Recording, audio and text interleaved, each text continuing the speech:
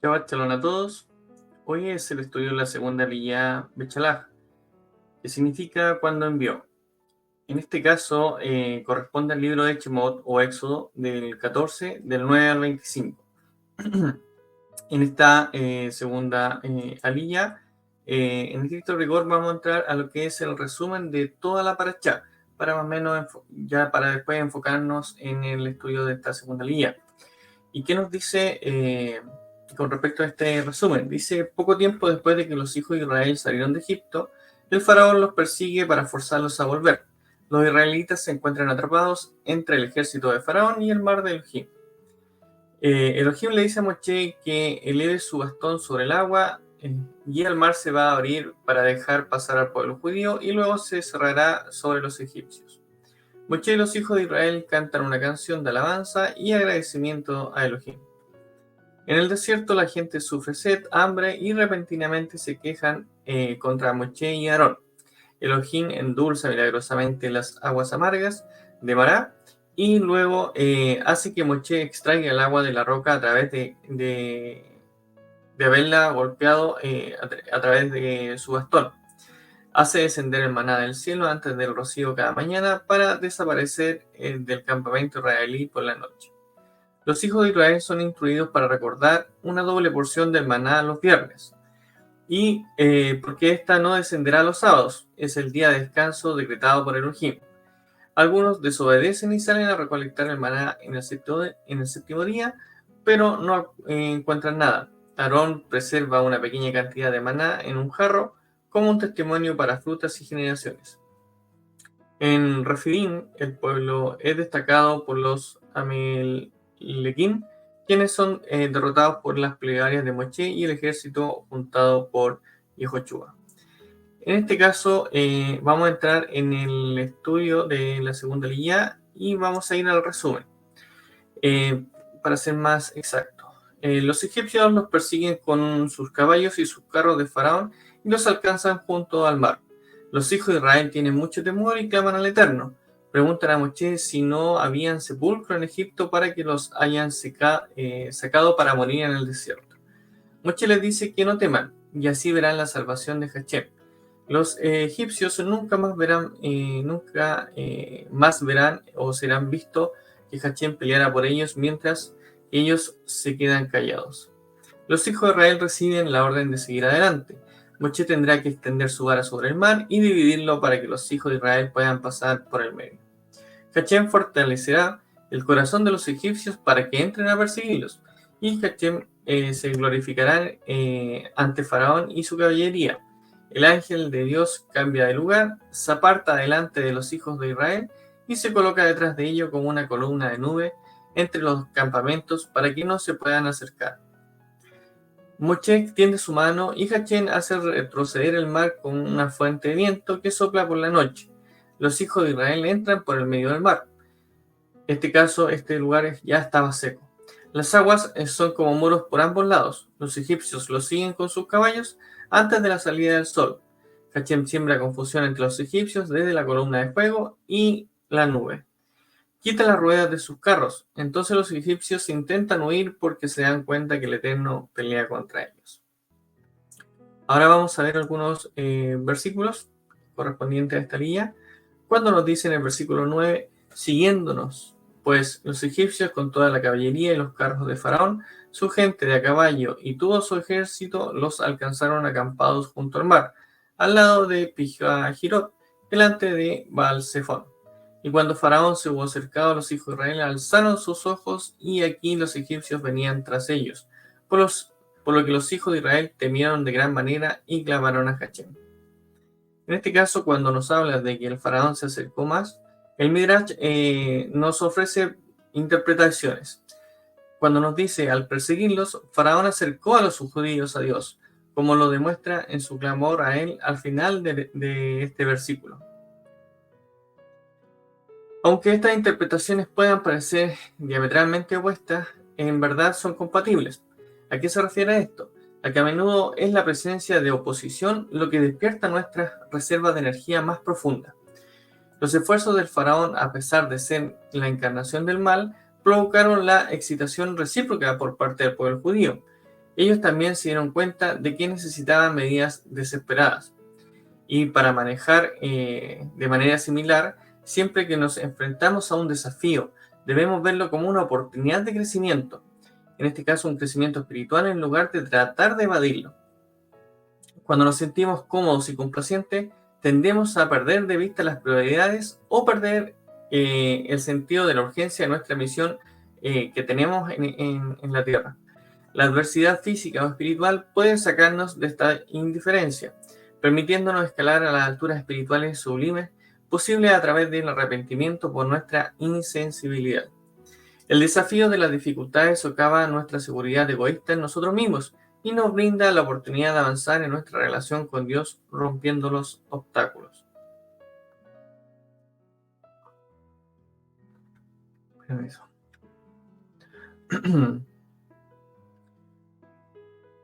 Cuando nos habla del versículo 13, dice, y Moisés dijo al pueblo, no temáis, estad firme y ver salvación que Jachén hará con vosotros. Ponedlos, porque los egipcios que hoy habéis visto, nunca más para siempre los veréis. Jachén peleará por vosotros y vosotros estaréis tranquilos.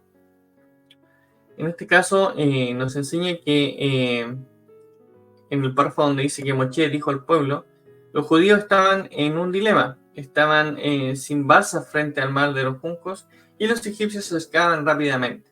Entre ellos se desarrollaron 4 facciones, cada una con un plan de acción diferente. Y esto es lo que nos dicen los sabios. La primera dice, ahoguémonos en el mar, rindámonos y volvamos a Egipto, y hagamos la guerra contra ellos, o déjanos rezar.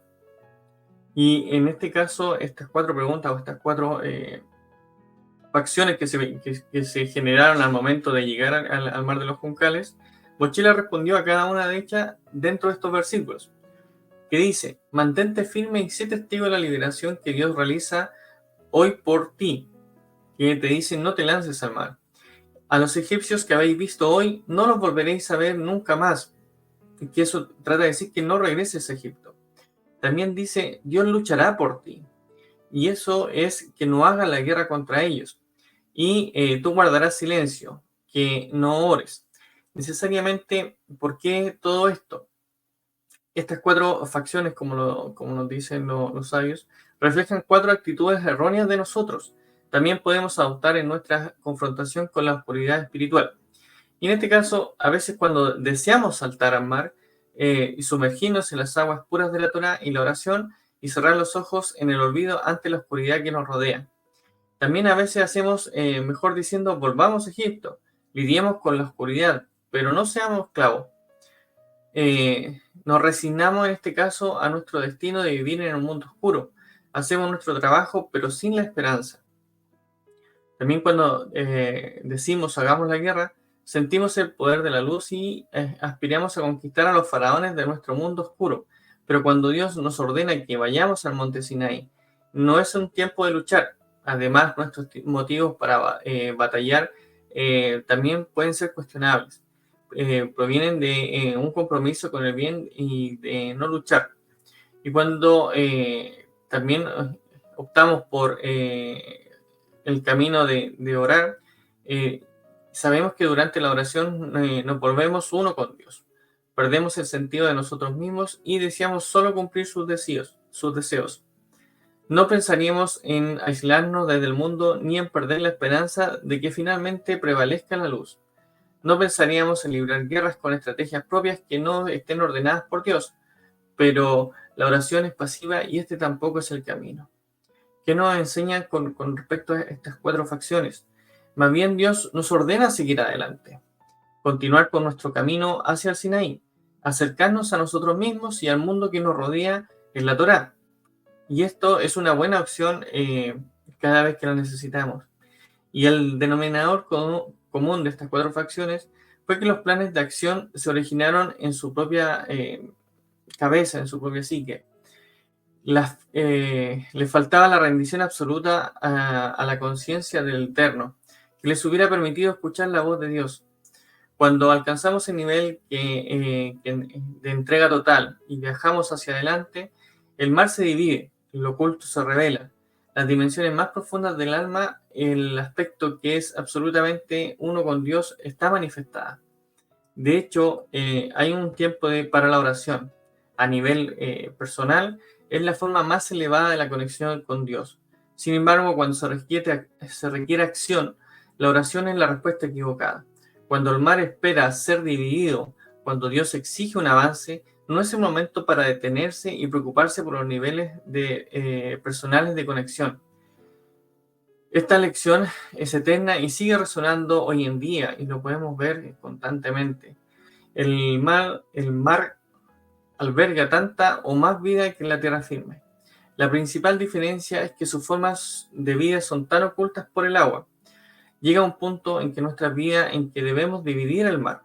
Debemos ser capaces de ver más allá de las trampas físicas y reconocer la vitalidad divina que todo lo impregna y que es la fuente de toda la vida. Ayudar a otra persona en este proceso a menudo nos permite lograrlo también para nosotros mismos, sabiendo que cada persona es capaz de ver esto y hacer lo que la voluntad necesita. En este mensaje Dios es el momento de actuar, aislarse en nuestros estudios, en una sinagoga, en una sala de estudio, en un encuentro. Y esto es muy satisfactorio que sea personalmente. Hay personas que necesitan nuestra ayuda, que están esperando una división personal del mar. Es necesario salir, caminar, salir adelante y ayudar al mundo entero que está en una marcha victoriosa a través de los desafíos del mar de los juncos hacia la redención final y completa.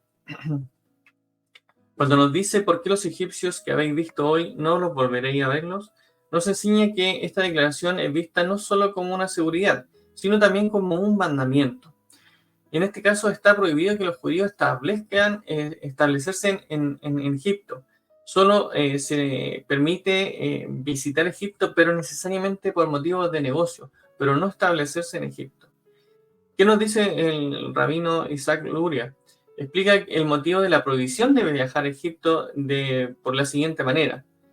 Cada viaje que emprendemos debe servir de algún propósito para nuestras vidas y para el eterno.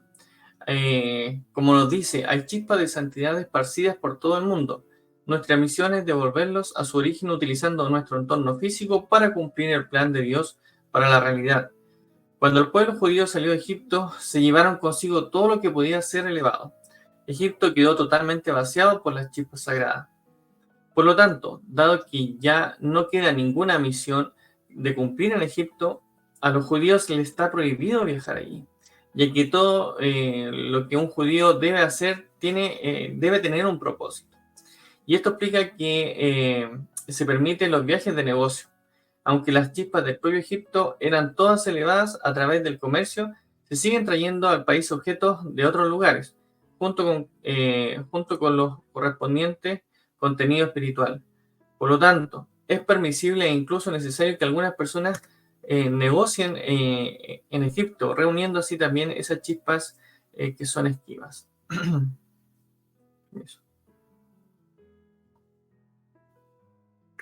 En el versículo 15 y 16 nos dice: Entonces Hachén dijo a Moshe: ¿Por qué clamas a mí? Dile a los hijos de Israel que marchen.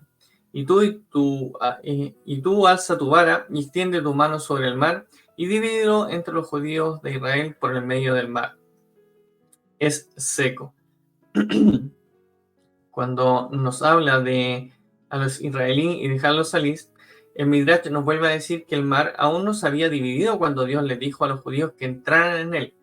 El pueblo dudó hasta que el príncipe de la tribu de Judá intervino. Solo entonces Dios le dijo a Moshe que levantara la mano y partiera al mar. Nachshon, que es el cuñado de Aarón, que es el que intervino de la tribu de Judá, sabía que Dios había ordenado al pueblo que viajara al monte de Sinaí para recibir la Torá. Por lo tanto, no estaba particularmente impresionado con los obstáculos que se interponían en su camino. El hecho de que un mar se interpusiera entre el pueblo y su objetivo final no lo desconcertó. tenía que saltar al mar y continuar hasta llegar al monte Sinaí para que así fuera. En este caso, él no participó en ninguna de las discusiones mencionadas anteriormente, ni quedó impresionado con ninguno de los planes de las 4 fracciones, ya que ninguna de ellas conducía al monte Sinaí. Hizo lo que para él era lógico, que era saltar al mar y acercarse un paso más cerca del monte Sinaí. Y en su mérito, lo que nos dice Mirat, el mar se partió. En este caso, cuando nos dice, déjalo salir, toma tu cayado y levanta tu brazo sobre el mar, en este caso la división del mar de los juncos es generalmente vista como un arquetipo de un evento milagroso y sobrenatural, pero sin embargo, incluso en este caso tuvo que haber una acción natural para catalizar el milagro. En este caso, Dios ordenó al pueblo que avanzara y a Moisés que levantara su bastón sobre el agua. Dios siempre exige primero un acto humano y entonces Él realiza los milagros. Y en esto, en pocas palabras, entendiéndolo, esto se debe a que los acontecimientos que ocurren en nuestra participación no nos afectan realmente. Podemos adaptarnos a los cambios, pero no nos vemos afectados internamente. Solo cuando ponemos algo de esfuerzo y apreciamos y asimilamos verdaderamente el milagro. Lo mismo se aplica en todos los ámbitos de la vida. Pedir las bendiciones de Dios no es suficiente. Debemos hacer algo que pueda servir en nuestro conducto para lograr esa bendición, ya sea una visita al médico o realización de una buena acción adicional. La bendición requiere un esfuerzo de nuestra parte. Esto no va a llegar por sí solo. Esta bendición podemos orar, podemos solicitar, pero si no tenemos una acción positiva en nuestra vida, con nosotros mismos, con nuestro entorno, con nuestras amistades, no va a llegar esa bendición. Y tener en claro que no tan solo por buscar el milagro vamos a hacer esas acciones, tienen que partir desde el corazón. En el versículo 20 dice, e iba entre el campamento de los egipcios y el campamento de Israel, y era una nube de tinieblas para aquellos y alumbraba a Israel de noche, y en toda aquella noche nunca se acercaron los unos a los otros. Y en este caso, en el versículo 20, nos habla de la nube y la oscuridad, pero también nos habla de la columna de fuego que iluminaba la noche. Y en la traducción literal de este versículo había nube y oscuridad y ella, es decir, la nube de la oscuridad, iluminaba la noche. Lo que implica que la oscuridad misma se convirtió en una fuente de iluminación. Perdón. Esta revelación fue una precursora de la división del mar.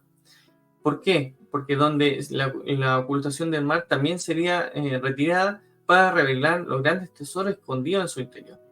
La oscuridad, la aparente ausencia de revelación y claridad, es solo tal desde nuestra perspectiva limitada.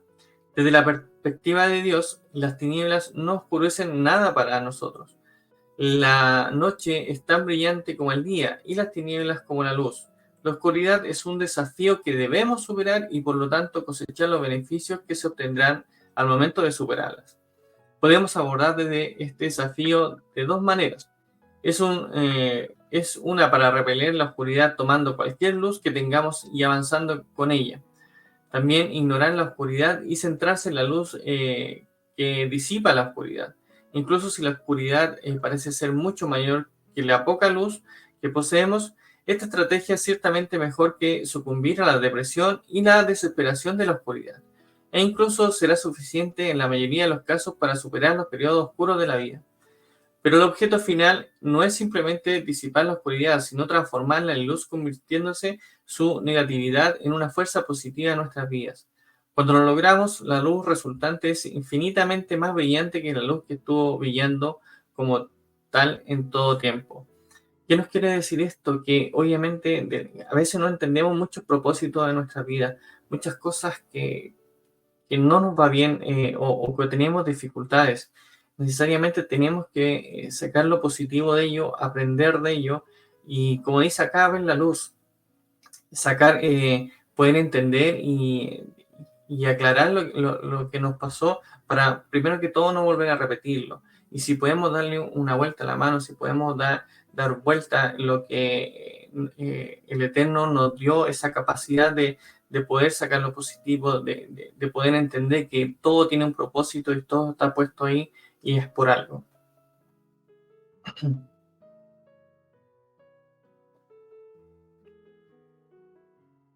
En el versículo 21 dice: y extendió Moisés su mano sobre el mar e hizo Hachén que el mar se retirase por recio viento oriental toda aquella noche, y se volvió el mar en seco, y las aguas quedaron divididas. Cuando Dios hizo retroceder el mar con el fuerte viento durante la noche, en otras palabras, el Eterno tuvo que mantener el viento soplando constantemente para mantener erguidas las paredes de las aguas. Si Dios hubiera dejado que el viento se detuviera, estos muros se habrían derrumbado y el mar habría vuelto a su nivel natural. Cuando Dios creó el mundo, también actuó contra el estado natural de las cosas. Creó la existencia a partir de la no existencia. De manera análoga, la división del mar, Dios tiene que mantener su fuerza creativa constantemente soplando hacia la realidad para evitar que vuelva a su estado original, predeterminado a la existencia. Por lo tanto, la realidad no es algo que existe por sí misma, ni siquiera algo que existe en virtud de la propiedad de existencia que el Eterno le dio cuando la creó por primera vez. Existe únicamente porque Dios le está infundiendo y activamente y continuamente su fuerza creativa. Las implicaciones de esta verdad son profundas y de largo alcance. Si Dios está constantemente recreando el mundo, entonces el mundo actual es, en un sentido muy real, completamente diferente al mundo que existía hace un momento. En un mundo nuevo y fresco, y somos personas completamente nuevas, no necesariamente encaminadas por ninguna relación de causa-efecto con el pasado. Tenemos total libertad para elegir entre el bien y el mal, en cualquier momento dado y sin precedentes y hábitos. Y acá, cuando se genera de las aguas, que las aguas se partieron, la partición del mar fue la culminación del éxodo por varias razones. ¿Qué nos dicen los estudiosos? Que el ejército egipcio permaneció intacto después del éxodo, por lo que la amenaza de una nueva esclavitud aún existía. En este caso, en el mar, la gente estaba siendo perseguida por un ejército que naturalmente debería haberlo destruido. El Midrash, que nos dice que habían en 30 egipcios por cada judío. Solo cuando el mar se partió y se tragó vivos a los egipcios, se completó verdaderamente el proceso del éxodo. También nos dice que Dios le había prometido a Abraham que sus descendientes saldrían del exilio con grandes riquezas. Aunque los judíos sacaron una gran cantidad de riqueza de Egipto, técnicamente solo la tomaron prestada de los egipcios. En realidad, no les perteneció hasta que los egipcios se ahogaron en el mar.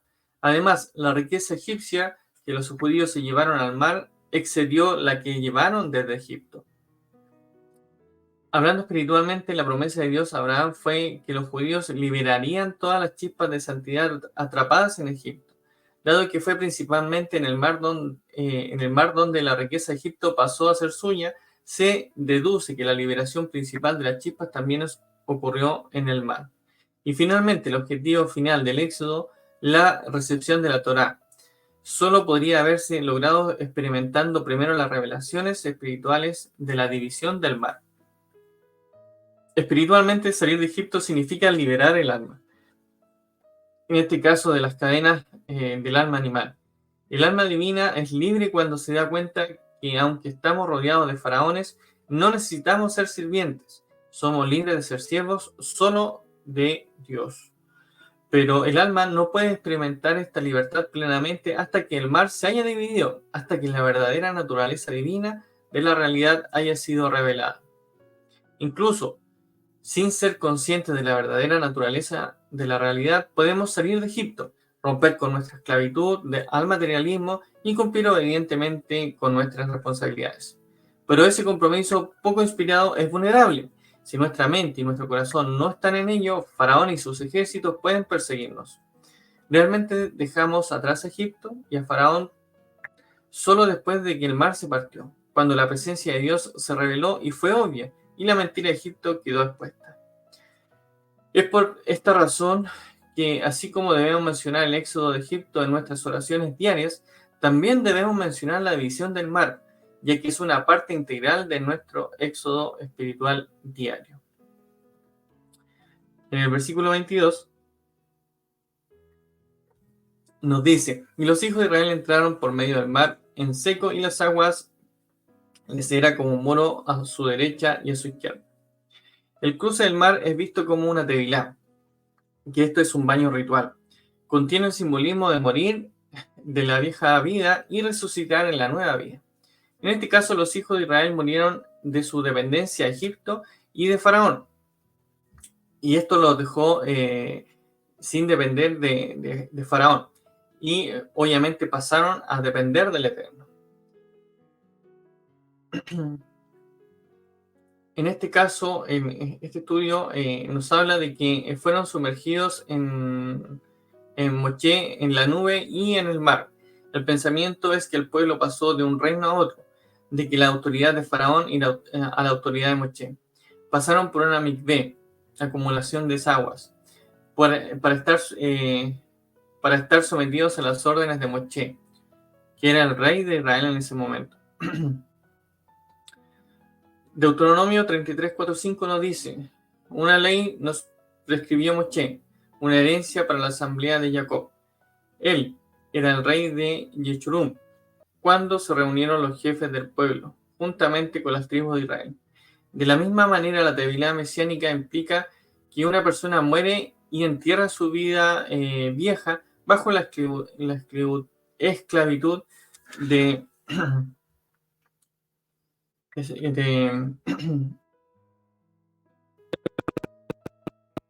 mundo resucita con la vida nueva y bajo la autoridad de nuestro Mesías Yeshua, la Torá y el reino de los cielos. Y esto nos dice Romanos 6, del 1 al 11. Continuaremos, dice: ¿qué diremos entonces? ¿Continuaremos en pecado para que la gracia abunde?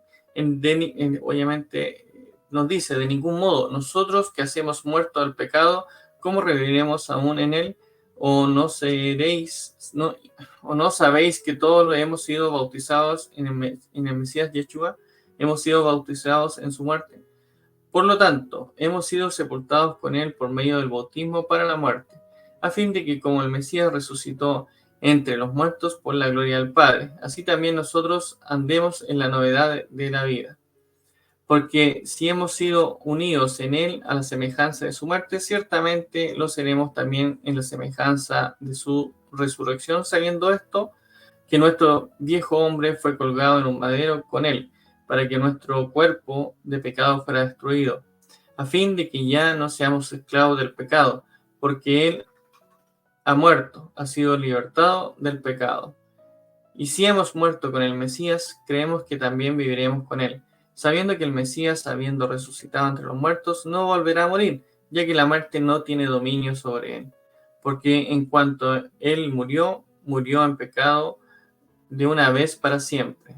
Murió al pecado de una vez para siempre. Pero en cuanto vive, vive para Dios. Así también vosotros, considerados muertos para el pecado, pero vivos para el Dios, que el Mesías Yeshua. Esto, como les decía, nos dice Romanos 6, del 1 al 11. Cuando nos hablan de que las aguas formaban un muro de derecha a izquierda, también alegóricamente necesitamos ser protegidos de las inundaciones de la vida, tanto de la izquierda como de la derecha. Cuando la inclinación al mal intenta desviarnos del camino correcto y verdadero de la Torá, hay dos caminos que podemos tomar. Puede atacar desde la derecha cuando nos va bien financieramente, o en otros aspectos intenta convencernos de que no necesitamos ayuda del Eterno. Cuando los judíos estaban en el desierto sin nada en absoluto, necesitaban la ayuda de Dios para obtener alimento y sustento. Pero usted lo está haciendo bastante bien por su cuenta.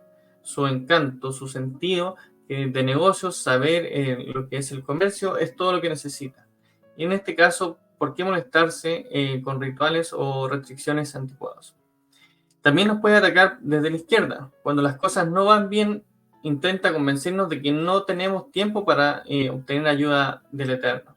No es el momento de restricciones, afirma. Tan pronto como las cosas mejores, cuando tenga el tiempo y el dinero, podrán preocuparse por cosas como la observancia del Shabbat, el comportamiento comercial ético y cosas por el estilo. Pero ahora mismo tienes que trabajar, estás en carrera y necesitas concentrarte única y completamente en salir adelante.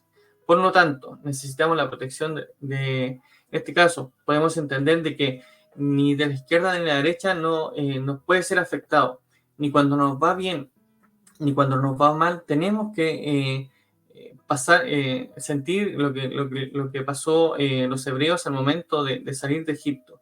Tenían la necesidad de perder la confianza en el Eterno, o cuando estuvieron al frente del mar, cuando alegaron contra Moshe por haberlo sacado de Egipto y todo eso. Necesariamente tener la fe, tener la emuná en nuestra vida, en nuestra mente, en nuestros corazones, en nuestras acciones, obviamente eso hace que no necesitemos, o sea, que no nos caiga ni el muro de la izquierda ni el muro de la derecha de las aguas. Tenemos que atravesar con la confianza, tener la oportunidad de atravesar con la confianza el mar, en este caso, lo que nos dice estos versículos. Ya para ir terminando, en el versículo 24, dice: y aconteció que en la vigilia de la mañana Hachem miró al ejército de los egipcios desde la columna de fuego y de la nube, y sembró la confusión en el ejército de los egipcios. En la antigüedad la noche tenía 3 vigilias, los romanos tenían 4. Por lo tanto, cuando se habla de las vigilias de la noche, en la Tanaj nos dice que hay que pensar que se trata de 3. Cuando se habla de las vigilias en los escritos mesiánicos, hay que pensar que habla de 4, durante la noche. Aquí se habla de la vigilia de la mañana, lo cual significa que pasó entre 2 a 6 horas de la madrugada. Si el mar medía unos 18 kilómetros de ancho, tardaría casi 5 horas en cruzarlo si caminaban con una velocidad de un poco más o menos de 4 kilómetros. Un hombre normal camina a unos 6 kilómetros por hora, pero tenemos que tener en cuenta que aquí también había mujeres embarazadas, niños y animales. Cuando el pueblo de Israel se llenó de terror al ver el ejército de los egipcios viniendo detrás de ellos, en su miedo clamaron al Eterno. Pero el clamor que estaban levantando no era un clamor de fe, porque luego se volvieron contra Moshe y lo acusaron por haberlo sacado de Egipto para morir en el desierto, como lo decíamos. Su clamor al Eterno no produjo ningún efecto positivo en ellos, solo fue el clamor desesperado de angustia y amargura. Este tipo de clamor no ayuda al que clama, aunque fueron ayudados en su momento. Sus palabras se cumplieron más tarde, pero murieron en el desierto por no haber confiado en el Eterno. Hay otro tipo de clamor, y el clamor de la fe, como es el que nuestro padre Jacob hizo en su momento de angustia semejante. Es bueno clamar al Eterno y revelar todo lo que hay en nuestro corazón de temores y angustia, pero al mismo tiempo es importante creer en el Eterno, que Él es bueno y que Él desea ayudar a los que más se acercan, como está escrito en Hebreos 11:6. Y sin fe es posible agradar a Dios, porque es necesario que se acerque a Dios, crea en Él, que existe y que es remunerador de los que lo buscan. En este caso, cuando estamos entre la espada y la pared, clamar al Eterno sabiendo que Él es bueno y que no desea hacernos daño, sino ayudarnos. De esta manera podemos recibir ayuda adecuada en un tiempo oportuno. Bueno, ese es el estudio del día de hoy. Shabbat Shalom a todos. Buena semana.